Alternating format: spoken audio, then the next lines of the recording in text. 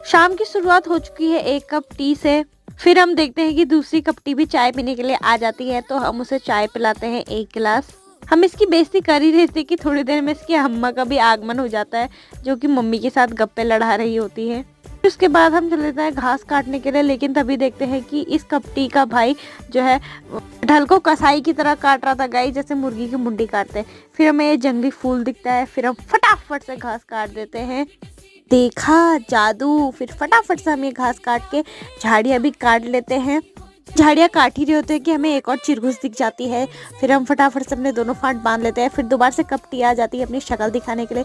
फिर तीसरी कपटी भी ऊपर से आ ही जाती है। फिर दिखते हैं हमें ताऊ जी, जो कि एक कपटी के साथ लड़ा रहे थे गप्पे।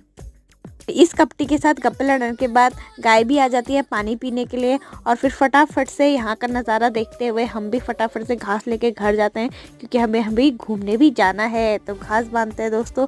अभी हम आ गए हैं रोड में, तो हमें दिखती है ब्राउनी, जो कि घूमने आई थी।